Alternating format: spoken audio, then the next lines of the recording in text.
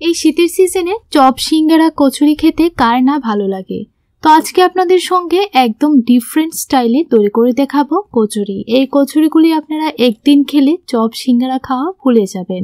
এই পদ্ধতিতে আপনারা একদিন হলো বাড়িতে তৈরি করে দেখুন, গ্যারান্টি দিয়ে বলতে পারি আপনারা প্রায় দিন এইভাবেই বানিয়ে খাবেন, খেতে ভীষণই ভালো হয়। তাহলে চলুন বন্ধুরা কথা না বাড়িয়ে কিভাবে তৈরি করেছি এই কচুরিগুলি দেখে নেওয়া যাক। প্রথমে একটা বাটির মধ্যে নিয়ে নিচ্ছি 1 কাপ ময়দা। এখন আমি একই কাপ দিয়ে 1/3 কাপ নিয়ে নিলাম সুজি। স্বাদ অনুযায়ী নুন দিয়ে দিলাম, আর দিয়ে দিচ্ছি 2 টেবিলস্পুন রিফাইন্ড অয়েল, আর দিয়ে দিচ্ছি 1 টিস্পুন চিনি। এখন ভালো করে হাত দিয়ে ময়ান দিয়ে দিতে হবে। ময়ানটা খুব ভালো করে দেবেন, তাহলে দেখবেন কচুরিগুলি খুবই খাস্তা তৈরি হবে। এইভাবে হাত দিয়ে ঘষে ঘষে ভালো করে ময়ান দিয়ে দিয়েছি। দেখুন এরকম মুঠে চলে আসছে, তার মানে খুব সুন্দরভাবে ময়ান দেওয়া হয়েছে। এখন উষ্ণ গরম জল দিয়ে ডোটা তৈরি করে নেব। ডোটা একটু সফট করে তৈরি করব, যেহেতু এখানে আমি সুজি ব্যবহার করেছি তাই একটু সফট করেই তৈরি করতে হবে। এই ডোটাকে 10 মিনিট রেস্টে রাখার পর দেখবেন ঠিকঠাকভাবে ডোটা সেট হয়ে যাবে। সুজিটাও অনেকটা ফুলে যাবে আর ডোটাও খুব সুন্দরভাবে সেট হবে।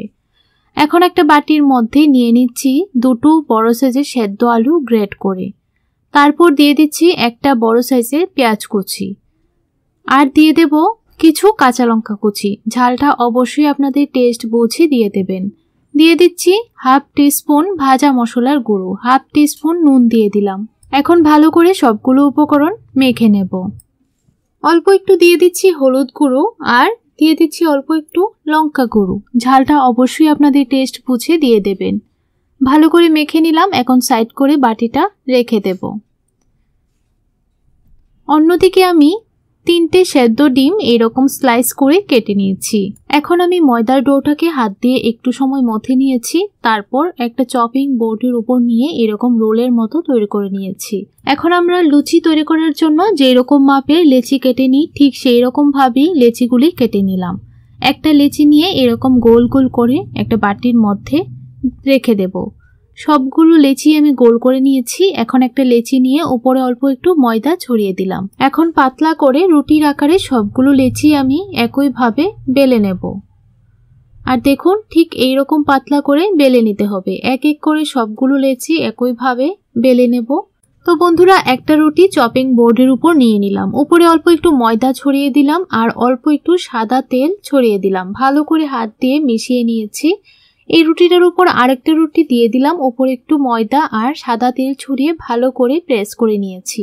একইভাবে আমি এখানে 7টা রুটি দিয়ে প্রত্যেকটা লেয়ারের মধ্যে ময়দা আর তেল ছড়িয়ে ভালো করে লাগিয়ে নিয়েছি। তারপর এরকম রোল করে নিয়েছি। এখন এই রোলটাকে ছোট ছোট লুচির আকারে লেচিগুলো কেটে নিচ্ছি। ঠিক এরকম ভাবে প্রত্যেকটা লেচি আমি কেটে নেব। আর দেখুন বন্ধুরা, লেচিগুলি দেখেই বুঝতে পারছেন কতটা সুন্দরভাবে লেয়ার তৈরি হয়েছে। এখন একটা লেচি আমি নিয়ে এরকম হাত দিয়ে একটু প্রেস করে চ্যাপটা করে দেব। একইভাবে প্রত্যেকটা লেচি হাতে নিয়ে এরকম চ্যাপটা করে নিয়েছি। এখন একটা লেচি নিয়ে নিলাম রুটি বেলার পিঁড়ির উপর, হালকা করে একটু বেলে নেব। হালকা একটু বেলে নিলেই কিন্তু চলবে। তারপর উপরে দিয়ে দিচ্ছি অল্প একটু আলুর পুর, তারপর দিয়ে দেব একটা ডিমের স্লাইস। এখন ভালো করে মুখটা সিল করে দিতে হবে। আপনারা চাইলে অল্প একটু জলও সাইড থেকে লাগিয়ে দিতে পারেন, তাহলেও কিন্তু খুব সুন্দরভাবে মুখটা সিল হয়ে যাবে।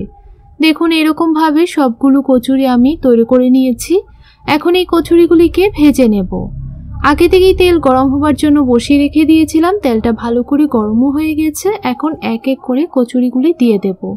আর বন্ধুরা, সবগুলো কচুরি একসঙ্গে ভাজা যাবে না, তাই আমি 3টে-4টে করে কচুরিগুলি ভেজে নেব। প্রথম বেচে 3টে কচুরি দিয়ে দিলাম, কিছুক্ষণ পর উল্টিয়ে দিচ্ছি। আর বন্ধুরা, আপনারা যখন কচুরিগুলি ভাজবেন তখন গ্যাসের ফ্লেমটা লো টু মিডিয়ামের মধ্যে রেখে ভাজবেন, তাহলে দেখবেন কচুরিগুলোর কালারও খুব সুন্দর আসবে আর অনেকটাই মুচমুচে হবে। দেখুন বন্ধুরা, আমার এই কচুরিগুলো ভাজা হয়ে গেছে। এখন একটা ছাঁকনি হাতার মধ্যে তেল ছেঁকে তুলে নিচ্ছি। যখনই কচুরির কালারগুলো এরকম হবে তখনই আপনারা নামিয়ে নেবেন। একইভাবে আমি বাকি কচুরিগুলো ভেজে নিচ্ছি। একবার হলো আপনারা বাড়িতে এইভাবে কচুরি তৈরি করে খেয়ে দেখবেন।